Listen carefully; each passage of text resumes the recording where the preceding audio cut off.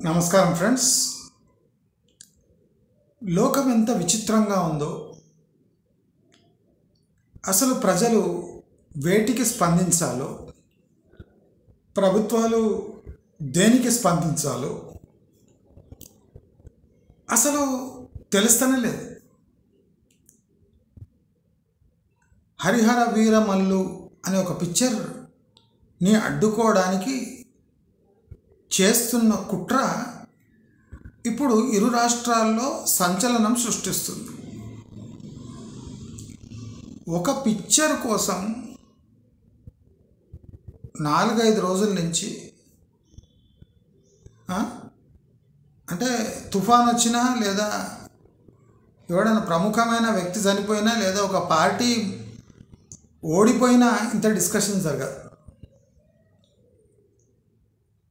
నాకు అదే అనిపిస్తుంది. అసలు ప్రజలు ఏమి చూడడానికి ఇష్టపడుతున్నారు అంటే లాజికల్ టాక్. ఇప్పుడు నేను లాజికల్గా మాట్లాడినా అంటే ఎవరికో అన్యాయం జరుగుతుంది అంటే ఒక ఇండస్ట్రీకి అన్యాయం జరుగుతుంది అని నాపై విరుచుకుపడతారు. ఒక ఇండస్ట్రీ ముఖ్యమా, ఆ ఇండస్ట్రీని నడిపించే కోట్లాది ప్రజల అభిప్రాయం ముఖ్యమా? మీరే చెప్పండి. ఇప్పుడు రియల్ ఎస్టేట్ ఇండస్ట్రీ ఎలా నడుస్తుంది? కోట్లాది ప్రజలకు నివాస గృహాలు నిర్మించి ఇచ్చి వాటిపై కమిషన్ తీసుకొని, లేదా అంటే ప్రాఫిట్స్ వస్తే ఒక రియల్ ఎస్టేట్ ఇండస్ట్రీ సర్వైవ్ అవుతుంది. మరి ఇండస్ట్రీ గురించే మాట్లాడుతుంటే ఇండస్ట్రీ గురించి ఏం మాట్లాడాలి?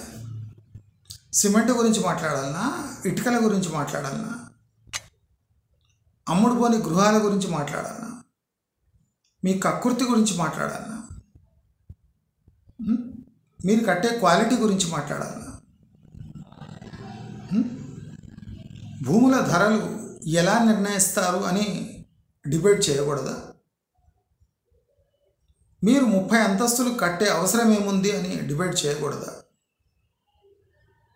ఒక ఫ్లాట్లో ఉంటే దాదాపు 8-10 నుంచి 15 వేలు మెయింటెనెన్స్ కింద ఎందుకు తీసుకుంటున్నారు అని అడగకూడదా? ప్రజలకు ఏది ముఖ్యం?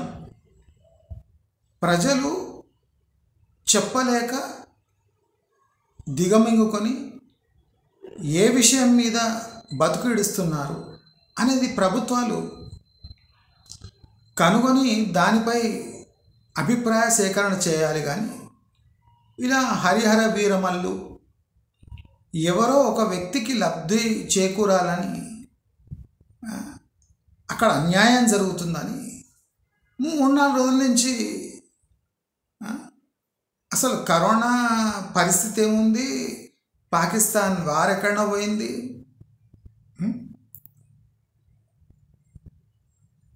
వల్లభనేని వంశీ ఎక్కడ పోయిండు తెలియదు. హరిహర వీరమల్లు ఏందది? పవన్ కళ్యాణ్ పిక్చర్ ఆపడానికి దమ్ముందా లేదా? ఇది డిబేట్. కోట్లాది ప్రజలకు గత 9 ఏళ్ల నుంచి ఇరు రాష్ట్రాల్లో తాము ఉండడానికి ఒక ఇల్లు కట్టుకుంటామంటే ప్రాబ్లం క్రియేట్ అవుతుంది. అసలు ఈ ప్రాబ్లం సాల్వ్ అయ్యే వరకు దాని మీదనే డిబేట్ జరగాలి. కానీ ఏం జరుగుతుంది డిబేట్?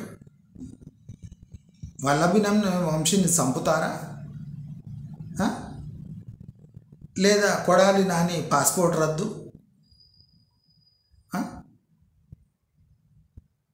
విజయసాయిరెడ్డి, కవిత లేఖ,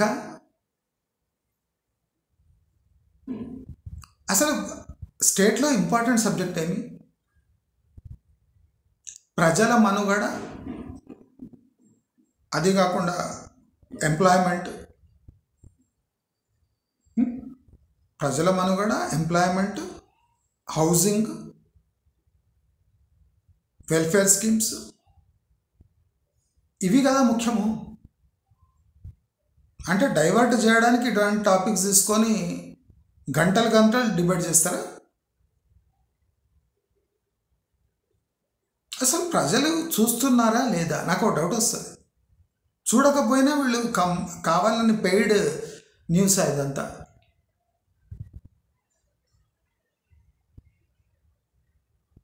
ఇప్పుడు మనం అబ్జర్వ్ చేస్తే రాబోయే 2 ఇయర్స్లో హైదరాబాదులో ఇల్లు కట్టుకోలేరు ప్రజలు, మధ్యతరగతి వాళ్ళు.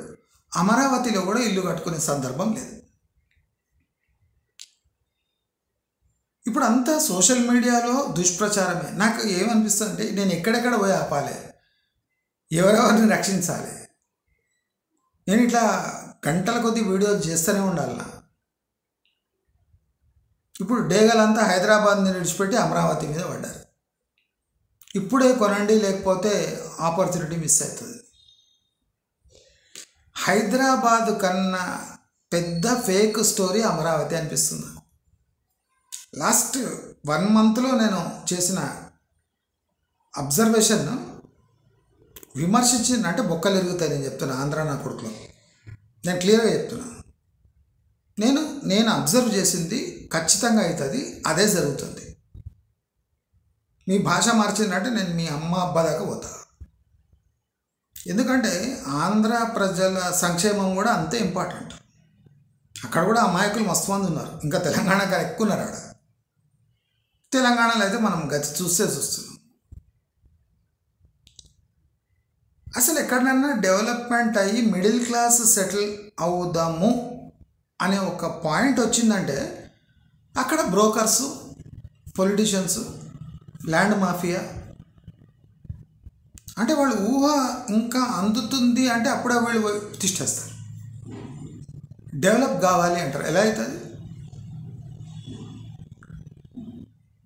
ఇక్కడ బాగా డబ్బున్న వాళ్ళు రియల్ ఎస్టేట్ని నిలబెడతారా? ఇప్పుడు హైదరాబాద్లో అయినట్టు బాగా డబ్బున్న వాళ్ళే క్రయ విక్రయాలు చేసుకుంటూ తమ మధ్యలో అమ్ముకుంటే ఇవాళ హైదరాబాద్ పరిస్థితి ఎట్లా అంటే 5 లక్షల ఫ్లాట్లు అమ్ముడు పోకుండా కిమ్మనకుండా డెవలప్మెంట్ వైపు దూసుకుపోతుంది తెలంగాణ అని వీడియోస్ చేసే దౌర్భాగ్య పరిస్థితి తెలంగాణలో నెలకొంది. దీనికన్నా ఎక్కువ దుష్ప్రచారం అమరావతిలో జరుగుతుంది. నేను అనుకోలే అమరావతి ఈ డైరెక్షన్లో పోతుందని. అమరావతిలో ల్యాండ్స్ దొరకవు. అమరావతి దొరకకపోతే ఇంకెక్కడ కట్టుకుంటారు, విజయవాడలో కట్టుకుంటారు, లేకపోతే ఇంకెక్కడ పోతారు, నెల్లూరుకు పోతారు. ఏం అమరావతి బంగారుగానే? హైదరాబాద్ కన్నా పోట అమరావతి అంతా గ్రీన్ఫీల్డే కదా. అమరావతి అంటే గ్రీన్ఫీల్డ్ సిటీ అంటే స్క్రాచ్ నుంచి స్టార్ట్ చేయాలి. దానికి ఏ సపోర్టు లేదు. హైదరాబాద్కి సపోర్ట్ ఉన్న నగరాన్నే వాళ్ళు బ్రోకర్లు, పొలిటీషియన్స్ వీళ్ళంతా కలిసి సర్వనాశనం చేసి ఇవాళ 5 లక్షల ఫ్లాట్లు ఉన్నాయి. ఎవడన్నా 1 లక్ష ఫ్లాట్ 2 లక్షల ఫ్లాట్ అంటే నమ్మబోకండి, 5 లక్షల ఫ్లాట్లు ఉన్నాయి హైదరాబాద్లో. అమ్ముడు పోని ఫ్లాట్లు 5 lakhs. మనం 5 అంటే వాడు 1, 2 అని చూపిస్తున్నాడు ఇప్పుడు. లేకపోతే అస్సలు లేవు. జస్ట్ డిమాండ్ పడిపోలే, కామ్ అయిపోయింది అంతే. క్రయ విక్రయాలు జరుగుతూనే ఉన్నాయి. దుష్ప్రచారం చేస్తున్నారు కానీ క్రయ విక్రయాలు జరుగుతూనే ఉన్నాయట. క్రయ విక్రయాలు జరిగితే ప్రభుత్వం ఇంత నర్వస్గా ఉండదు. హైదరాబాద్ నుంచి అమరావతి లెసన్ నేర్చుకోకపోతే రేపు అమరావతిలో అంటే తిరిగిరాని లోకాలకు పోతుంది రియల్ ఎస్టేట్ అమరావతిలో. ఇది నేను రాసిస్తాను. హైదరాబాద్ అన్నా ఇంకా 5 లక్షల ఫ్లాట్ మెల్లగా అమ్ముకుంటుందేమో 10 ఏళ్ళలో, కానీ అమరావతి స్టార్టింగ్ ట్రబుల్లోనే ఉండిపోతుంది. నేను చాలా అబ్జర్వ్ చేసి చెప్తున్నా. ఆంధ్ర నా కొడుకులు స్టన్ కావద్దు, చాలా జాగ్రత్తగా మాట్లాడుతున్నాను. ఏదైనా చంద్రబాబు నాయుడు కూడా ఏం చేయలేడు, లోకేష్ కూడా ఏం చేయలేడు. ఇది ఆటో పైలట్ మోడ్. డిస్ట్రక్షన్ అనేది ఆటో పైలట్ మోడ్లో వెళ్ళిపోతుంది. జాగ్రత్త. ప్రభుత్వము దిగి వచ్చి ఏదైనా నేను చెప్పినట్టు ల్యాండ్ ప్రైజెస్ కంట్రోల్ యాక్ట్ అని ఒకటి తెచ్చి హెవీ పెనాల్టీస్ విధించి అసలు ఆ పరిధి రాకపోకుండా బ్లాక్ మనీని కొద్దిగా కంట్రోల్ చేయగలిగితే అమరావతి అరాకొరాగా డెవలప్ అవుతుంది. ప్రతి మంత్ ఆంధ్ర డెవలప్మెంట్లో డిఫరెన్సెస్ కనిపిస్తున్నాయి. అలా చేయొద్దు, అలా కావద్దు. ప్రతి 2 ఇయర్స్కి డిఫరెన్స్ కనిపించాలి డెవలప్మెంట్లో. కానీ ఏమవుతుంది, ప్రతి నెల 15 రోజులకు మొత్తం మారుతుంది. అది చాలా డేంజరస్. అంటే ఎక్కడనో పెద్ద తేడా కొడుతుంది అని అర్థం. అమరావతిలో ఇప్పుడున్న ప్రైజెస్లో అప్పర్ మిడిల్ క్లాస్ వాళ్ళు కూడా కొనొద్దు. ఇది నా సిన్సియర్ సజెషన్. అంటే నేను తెలంగాణ హైదరాబాద్కి సపోర్ట్ చేస్తున్నాను కదా, తెలంగాణలో దీనికన్నా దుర్భరమైన పరిస్థితులు ఉన్నాయి. 100% నేను చెప్పేది బాగా జీర్ణించుకోండి. లేదు అవును కాదు అన్నారంటే సర్వనాశనం అయిపోతారు. అప్పర్ మిడిల్ క్లాస్ కూడా ఇప్పుడు ధైర్యం చేసి అక్కడ ఇన్వెస్ట్ చేయకండి. అమరావతి చుట్టుముట్టు అసలు చేయకండి. బార్డర్ ఏరియాస్లో చేసుకోండి. అమరావతి పరిధులు దాటి ఎక్కడైనా ఉంటే మీరు ఇన్వెస్ట్ చేసుకోండి, ఏం కాదు, no problem. 1/2 acre 1 acre no problem. Plots development అయిపోయిన దాని జోలికి పోకండి.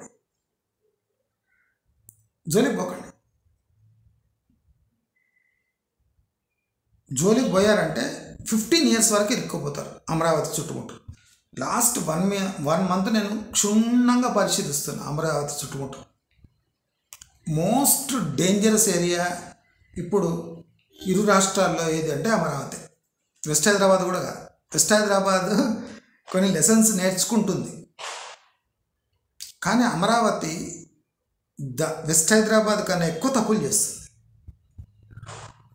అందరూ గమనించాలి.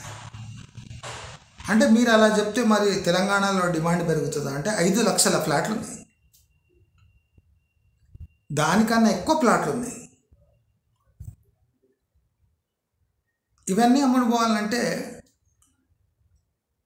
ఒక లాజిక్ ఉంది.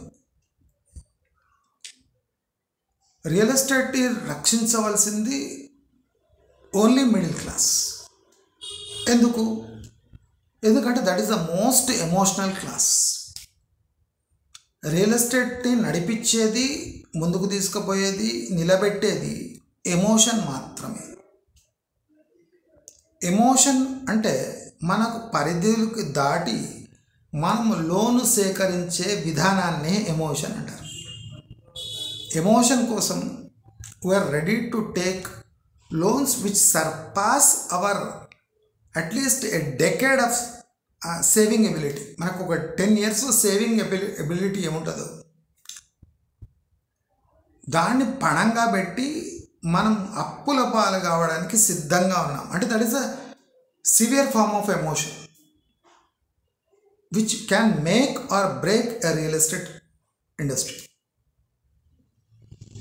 అంత క్రిటికల్ థింగ్ ఉంది రియల్ ఎస్టేట్. అంత ఆషామాషిక్ కాదు. ఏమైనా ఉంటే క్రయ విక్రయాలు జరుగుతూనే ఉంటాయట. ఈ జోక్ ఇని నాకు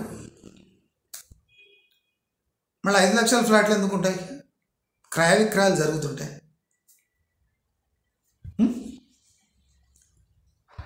వాడెవడో రిలయన్స్ బిల్డర్ అట, వాడు 45 lakhsకి అమ్ముతుండు ఫ్లాట్, 45 to 55.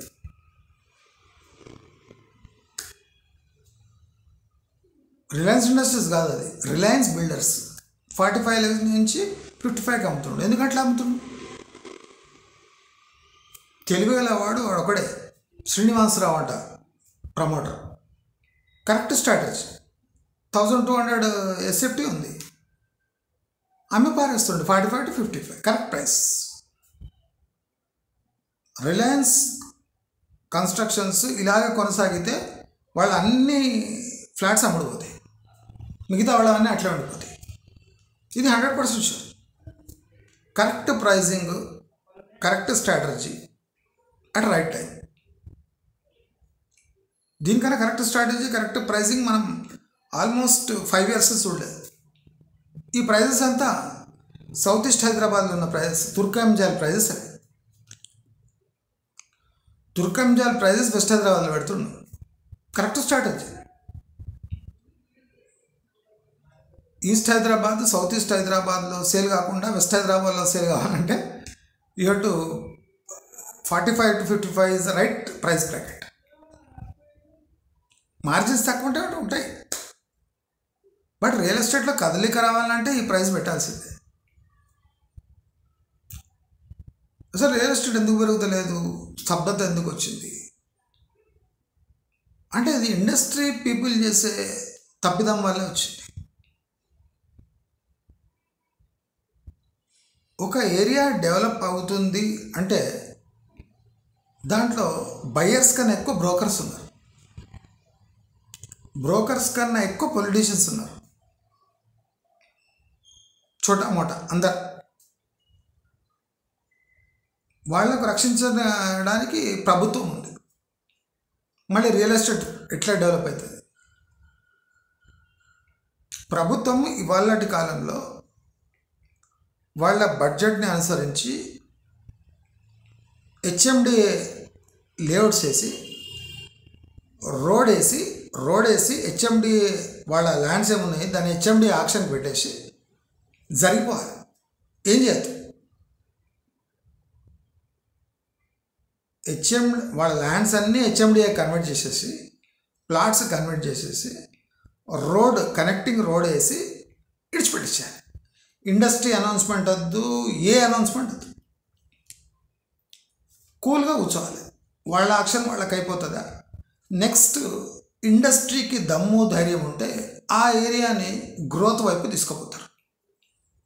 దీంట్లో ప్రభుత్వం ఇంటర్ఫియర్ కానివ్వద్దు. ఇప్పుడు చూడండి, ఎక్కడెక్కడ ప్రభుత్వం ఇంటర్ఫియర్ అయిందో అక్కడ భారీగా మోసం జరిగింది లేదా డెవలప్మెంట్కి నోచుకోలేదు.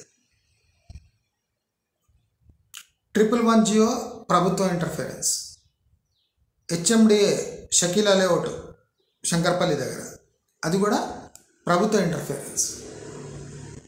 ఇప్పుడు ఫ్యూచర్ సిటీ ప్రభుత్వ ఇంటర్ఫియరెన్స్, యాదాద్రి ప్రభుత్వ ఇంటర్ఫియరెన్స్. చాలామంది ఇప్పుడు ఏం చెప్తున్నారు, ప్రభుత్వం ఇంటర్ఫియర్ అయినందుకు తప్పనిసరిగా డెవలప్ అవుతుంది. కాదు, నేను ఎగ్జాంపుల్ ఇస్తున్నాను. వెస్ట్ హైదరాబాద్ మొత్తం ప్రభుత్వ నిర్వాహకం వల్లనే వాళ్ళు ఈ పరిస్థితి దాపరిచింది. లాస్ట్ 8 years ఇన్కమ్ మొత్తం స్ట్రక్ అయిపోయింది వెస్ట్ హైదరాబాద్లో. ఎందుకు? బ్లైండ్గా గవర్నమెంట్ని ఫాలో అయితే ఇట్లా ఉంటుంది. 111 జియో బాయ్, శంషాబాద్ 25 ఏళ్ల క్రితం బాయ్, చంద్రబాబు నాయుడు ప్రమోటెడే Shamshabad out, future city next out, Yadadri already out,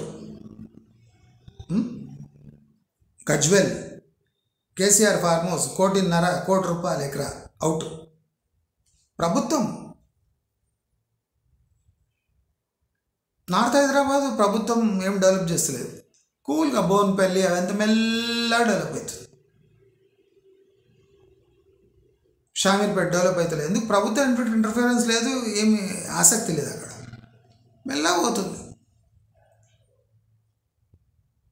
కొంకర్కల Adibatla 20,000, 30,000, 15,000 కూడా ఉన్నాయి ఆదిపట్ల. నేను మొన్న చూసి వచ్చిన 15,000 ఉన్నాయి. ఫ్యూచర్ సిటీ ప్రైస్ అంటే ఇక్కడ నుంచి 30 కిలోమీటర్ల దూరం ఏం ప్రైస్ ఉందో ఆదిపట్లలో కూడా అదే ప్రైస్. నన్ను డీటెయిల్స్ అడగండి, మీకు కొన్ని రోజుల్లో అదే ప్రైస్లో వచ్చేస్తాయి, పబ్లిక్ అయిపోతుంది. ఎందుకు జరుగుతుంది ఇట్లా?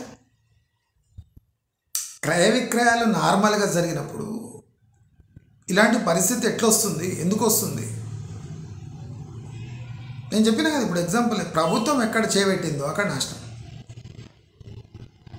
గుజరాత్లో డైమండ్ ఇది కట్టాడు, ట్రేడింగ్ సెంటర్ కట్టాడు, వరల్డ్స్ బిగ్గెస్ట్ అట.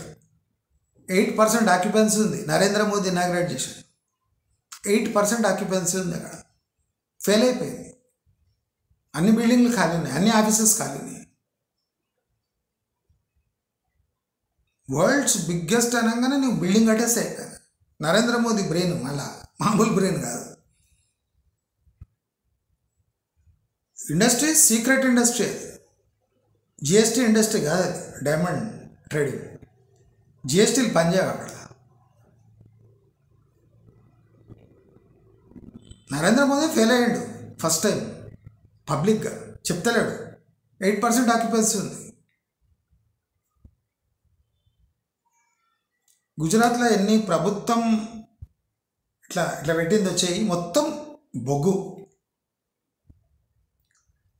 ప్రభుత్వం రోడ్ వేసేది ఒకటే సక్సెస్ఫుల్, అది టోల్ వసూలు చేయకుంటే. టోల్ వసూలు చేస్తే మళ్ళీ ప్రభుత్వానికి చివాట్లే.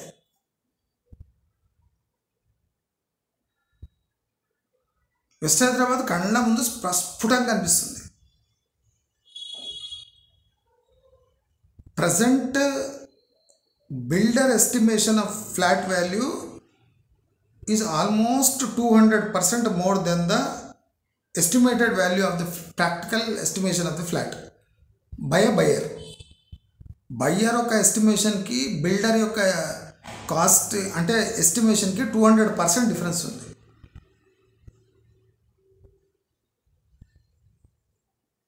ఇన్ఫ్లేషన్ పనికిరాదు, cost of material irrelevant, cost of land irrelevant, అన్నీ ఇర్రెలవెంట్, కానీ ప్రైస్ ఒకటే relevant.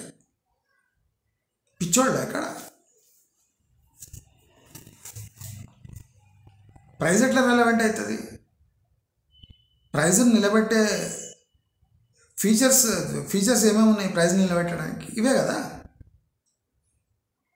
Land, material, cost of building, little bit premium on which the building is built, అంతే. ఏరియా ప్రీమియం ఒకటి పడుతుంది 10-15%. మళ్ళీ 300% ప్రీమియం ఎందుకు?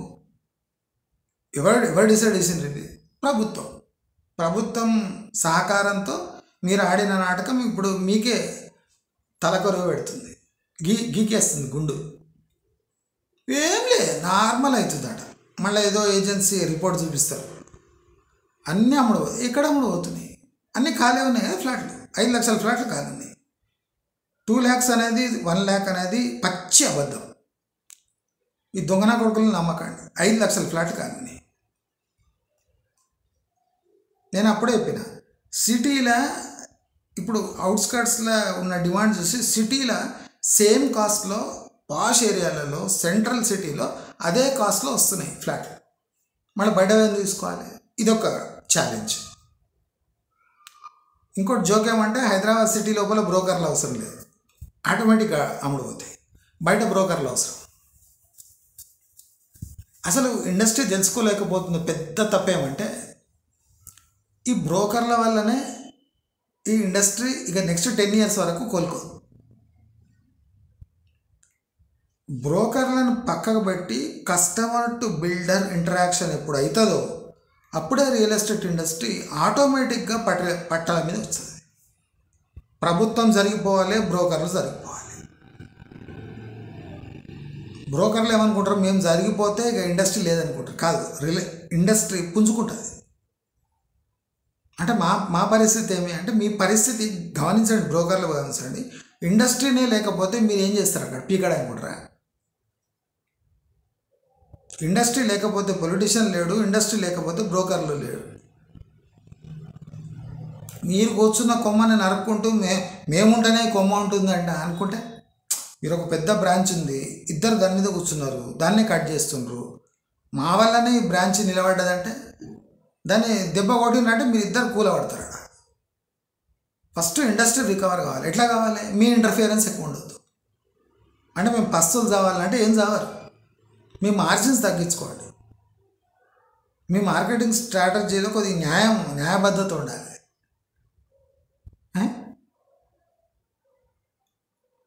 ఈ సూక్ష్మం కూడా తెలియదు సన్నాసులకు. ఫ్యూచర్ సిటీ అనగానే ఆదిపట్ల రేట్లు వచ్చేసినాయి. ఫ్యూచర్ సిటీకి ఎట్లా వస్తాయి? ఆదిపట్ల దాటి ఎట్లా పోతారు మీరు? కొంగర్ కలాన్కి డబల్ ఉన్నాయి రేట్లు ఇప్పుడు. Kongar Kalan is equal to future city అట. అరే, కొంగర్ కలాన్ ఎక్కడ, ఫ్యూచర్ సిటీ ఎక్కడ?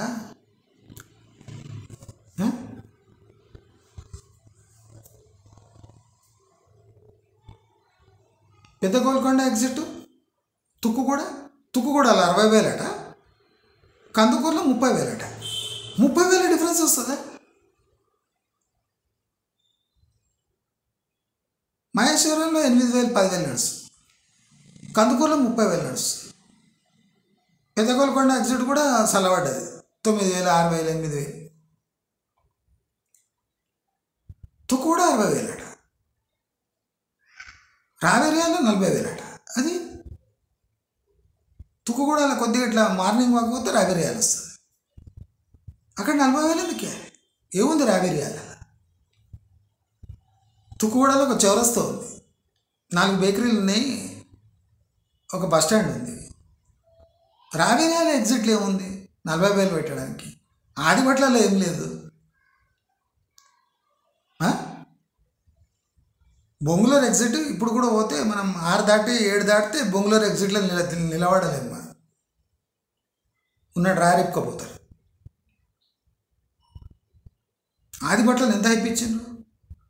గజం దొరకదు ఆదిబట్టలు అన్నారు. ఏమే ఎకరాలు దొరుకుతున్నాయి ఇప్పుడు ఆదిబట్ల. ప్లాటింగ్ చేసేటోడు మానేసి ఎకరాలలో అమ్మేస్తాం. అంటే ఇది టోటల్ సైకిల్ తిరుగుతుంది. ఆదిబట్ల ఎస్ఎఫ్టీ వచ్చేసి ఆ ఎస్ఎఫ్టీ యార్డ్ కన్వర్ట్ అయితే అది పోక, యార్డ్ కాస్త పెద్ద బిట్స్గా మారిస్తే అది పోక, ఇప్పుడు 1/2 ఎకర్ 1/2 ఎకర్కి వచ్చేసి సైకిల్ ఉంటుంది అంటే నమ్ముతలేదు. అట్ట పెరుగుతూనే ఉంటుంది. 30 ఏళ్ళ తిండి ముందే తినేస్తే అది అరగడానికి 10 ఏళ్ళు పడుతుందా? హైదరాబాద్ చేసింది తప్పది. 30 ఏళ్ళ తిండి తినేసారు. ఏమి ఆకలి అవుతుంది అంటారు. ఎట్లా ఆకలి అవుతుంది? 10 ఏళ్ళ వరకు ఆకలి కాదు. ఇక నేను ముందుగా చెప్పిన 2.5 ఏళ్ళలో ఏమేమవుతుంది అది నమ్మినరా? మళ్ళీ ఇప్పుడు ఫ్యూచర్ సెట్ అంట, మళ్ళా వరంగల్ వైపు బాగా డెవలప్ అవుతుంది. ఎట్లయితుంది? కేసీఆర్ జెండా వేసుకొని టెంట్ వేసుకొని యాదాద్రిలో కూర్చుంటేనే దాన్ని బతకట్లేదు. ఇప్పుడు ఒక టెంట్ వేసుకొని రేవంత్ రెడ్డి కూర్చుంటాడు ఫ్యూచర్ సిటీలో. స్టేడియం వస్తే ఏమవుతుంది? గాల్ఫ్ కోర్స్తో గాల్ఫ్కు మామూలు మనిషికి ఏం సంబంధం ఉంది? ఏం సంబంధం ఉంది? గాల్ఫ్ కోర్స్ నుంచి డెవలప్ అవుతుందని ఓడిపోయాడు. ఎసానాస్ చెప్పాడు, ప్రూవ్ చేయమని చెప్పాడు. గ్రీన్ ఫార్మా అని 50 ఎకరాలు మీరు చూస్ చేసిన 5 ఫార్మా కంపెనీలకు ఇస్తారు. ఎందుకు ఇస్తారు? క్విట్ ప్రోకో కింద వస్తుంది అది. మీకు ఎంత ముడుపు దొరికినాయని 50 ఎకరాలు ఇస్తారు. అక్కడ 50 ఎకరాల వాల్యూ ఏంది? 50 ఎకరాల వాల్యూ ఏంది? 5,000 కోట్ల పెట్టుబడులు వస్తున్నాయంట. మీరు ల్యాండ్ వాల్యూ ఏంది? ఎకరం 3 కోట్లు పెట్టుకున్నా ఒక్కొక్కరికి ఎంత ఇచ్చినట్టు? 150-200 కోట్లు ఇచ్చినట్టు.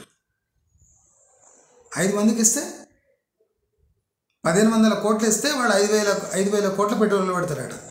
వీళ్ళు 1,500 కోట్లు ఇచ్చారు అప్పనంగా 5 మందికి. వాళ్ళు ఏం చేస్తారట, 3 ఏళ్ల తర్వాత వీళ్లకు 5,000 కోట్ల పెట్టుబడి పెడతాడట. అట్లా పెట్టుబడి పెడతారట. ఎంప్లాయ్మెంట్ ఎప్పుడు జనరేట్ అవుతుంది? రేపు ఎల్లుండి అయిపోతుంది. ఫ్యాక్టరీ ఏమో 2.5-3 years తర్వాత కడతాడు. కానీ ఎంప్లాయ్మెంట్, లక్షల ఎంప్లాయ్మెంట్ రేపు ఎల్లుండే జనరేట్ అవుతుంది. భూములు బదలాయించగానే ఇంకా లక్షల మంది వచ్చి పనిచేస్తుంటారు. దానిపై బతికే వాళ్ళు ఇంకో 5-6 లక్షల మంది ఉంటారు. అంటే ప్రభుత్వమే ఒక బ్రోకర్ పాత్ర వహిస్తుంది. అంటే బ్రోకర్లకే పెద్ద బ్రోకర్గా మారిపోయి తప్పకుండా డెవలప్ కాదు. ఆమన్గల్లో ఇట్లా ఊళ్ళు ఉడుతున్నట. ఆమన్గల్ ఎక్కడ ఉంది?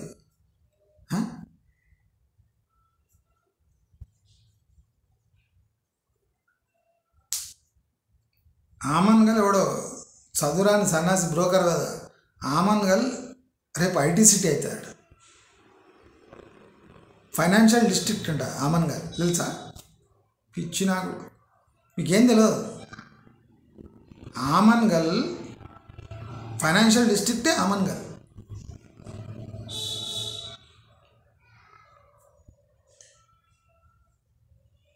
దయచేసి ఒక ఇండస్ట్రీ డెవలప్ కావాలంటే అది 10 ఇయర్లో టోటల్ దాని కంప్లీట్ వాల్యుయేషన్ని కంప్లీట్ చేసుకొని, అంటే స్తబ్దత కాదు, విపరీతమైన రిసెషన్ వైపు real estate, Hyderabad real estate వెళ్తుంది. దయచేసి ఈ కష్టపడి డబ్బులు సంపాదించి లోన్లు తీసుకున్న వాళ్ళు జాగ్రత్తగా నా మాట వినండి. లేకపోతే 25 ఏళ్ళు మీ సమయం బూడిదలేసిన పన్నీర్లా అయిపోతుంది. 300% ఎస్కలేటెడ్ వాల్యూ నుంచి ఇప్పుడు రియల్ ఎస్టేట్ పెరగాలంటే అది ఎవరితోనూ సాధ్యం కాదు. ట్రంప్తోనూ సాధ్యం కాదు, అంబానీలతో సాధ్యం కాదు, ఎవరితో కాదు. వాళ్ళు జంకుతున్నారు. 200% ఇన్ఫ్లేటెడ్ వాల్యుయేషన్తో హైదరాబాద్లో ఇన్వెస్ట్ చేస్తే మనకేమో వస్తుంది, ఏం రాదు. ఈ స్థితికి కారణం ఎవరు అంటే, సిటీని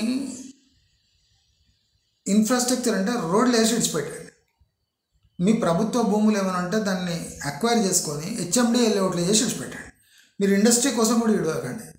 ఇండస్ట్రీ ఎక్కడైనా ఎత్తుకుంటుంది. ఇక్కడ కాకపోతే ఇంకో చోట ల్యాండ్ 1 ఎకరం తీసుకుని 2 ఎకరాలు తీసుకొని పెట్టుకుంటుంది. ఇండస్ట్రీ గురించి ఆలోచించకండి. ఎంప్లాయ్మెంట్ అంటారా, అది మీకు చేత కాదు. ఒక 300 crores పెట్టి మిస్ వరల్డ్ చేసే బదులు 300 కోట్లు పెట్టి ప్రతి ఒక్క డిస్ట్రిక్ట్లో కోటి అలాట్ చేసి industrial and skill development centres state responsibility తీసుకుని, ఇప్పుడు ఆల్రెడీ సెంట్రల్ ఉన్నాయి కొన్ని స్కిల్ డెవలప్మెంట్ అని,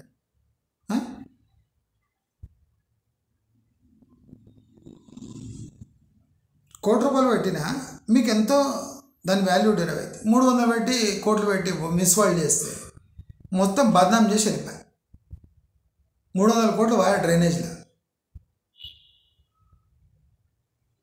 ఫ్రీలా 5 స్టార్ తిండి తిన్నా, ఫ్రీగా తిరిగి ఫ్లైట్ ఎక్కి వెళ్ళిపోతుంది. ఇంకా తెలంగాణకు వచ్చిన లాభం ఏంది? 300-400 కోట్లు, ఎన్ని కోట్లు ఖర్చు, ఇంకా లోపల ఏమేమైందో మాకు తెలియదు. ప్రభుత్వం ఎక్కడ చేయబడుతుందో మీరు అబ్జర్వ్ చేయండి. ప్రభుత్వం ఎక్కడ చేయబడుతుందో కమర్షియల్ యాక్టివిటీస్లో అక్కడ బొగ్గైపోతుంది. ప్రభుత్వ బ్యాంకులే మొన్నటి వరకు క్యూ అనుకుంటే బతికినాయి. ఈ మోడర్న్ కమర్షియల్ వరల్డ్లో ఒక గవర్నమెంట్ తన పరిధిలో ఉండి తన పని తాను చేసుకొని పక్కకు జరగాలి. డెవలప్మెంట్ వాళ్ళ చేతిలో లేదు. చాలామందికి రాంగ్ అసెస్మెంట్. ఇప్పుడు మీరు అమరావతి చూడండి, ప్రభుత్వం ఇనిషియేటివ్ తీసుకొని చేస్తుంది కదా, అది డెవలప్ కాదు. బస్సులో దిగడానికే జనాలు ఇష్టపడలేని ల్యాండ్లో మీరు ఇంటర్నేషనల్ ఎయిర్పోర్ట్ కట్టి ఏం చేస్తారు? చాలామంది ఆబ్జెక్షన్ అదే చెప్తున్నారు కదా, కరెక్టే వాళ్ళు. మీరు టోటల్ బస్సులో నుంచి అమరావతిలో ఎంతమంది డైలీ దిగుతుందో చూడు. తర్వాత నువ్వు ఎయిర్పోర్ట్ కట్టు, ఇంటర్నేషనల్ ఎయిర్పోర్ట్. నేషనల్కే దిక్కు లేదు, ఇంటర్నేషనల్ ఏం చేస్తాం? ఫస్ట్ ప్రయారిటీ ఏముండాలి?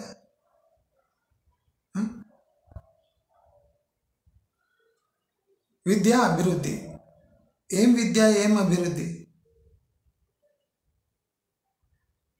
ప్రైవేట్ స్కూల్ మేనేజ్మెంట్స్ అంతా మీ పార్టీనే. అభివృద్ధి ఎట్లయితుంది? విద్య అభివృద్ధి ఇక్కడంతే అక్కడంతే. ఉట్టిగా పేరుకు విద్య అనేది అంతే. నాణ్యత, లాజిక్ నేర్పలేని విద్య ఎందుకు కావాలి? ఇప్పుడు చూడండి, అందరు చదివిన వాళ్ళే, ఐఐటీలు, సిఐసిడబ్ల్యూలు, బాబా ఏం చదువులు నాయన, కోటీశ్వరులు. వాళ్ళు చేస్తున్న తప్పిదం ఏంది? ఓ చదువులని సన్యాసి చేసి తప్పిదం చేస్తుంది. అదే అడ్వాంటేజ్ అయిపోయింది రియల్ ఎస్టేట్ ఇండస్ట్రీ. ఇప్పుడు రియల్ ఎస్టేట్ ఇండస్ట్రీని శాసిస్తున్నది బ్లాక్ మనీ శాసిస్తుంది అంటే దాని అర్థమైంది? ప్రజలకు లాజిక్లెస్ మనీ కావాలి, మ్యాజిక్ మనీ కావాలి. బిజినెస్ కోసం బుర్ర పనిచేయదు. గుజరాత్, రాజస్థాన్ వాళ్ళు వచ్చి ఇక్కడ బ్రహ్మాండమైన బిజినెస్ చేస్తారు. మన వాళ్ళు ఎందుకు చేస్తలేరు? మన వాళ్ళకి చిట్టీలు కావాలి, ల్యాండ్లో ఇన్వెస్ట్మెంట్ కావాలి, సబ్సిడీలు కావాలి.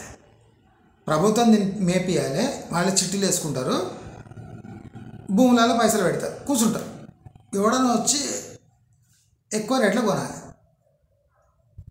ఎవరన్నా మంచి మంచి స్టోరీస్ చెప్పి ప్రజలను టోపేస్తే వాళ్ళతో చెంత చేరి బ్రోకర్లను పెట్టించి ల్యాండ్ అమ్మేసి అవి బ్యాంకులో వేసుకొని మళ్ళీ గట్క దాగి అంబలు దాగి బీడి గడ్డ వేసుకొని ఇట్టి అనుకుంటూ కూర్చుంటే అయిపోయి.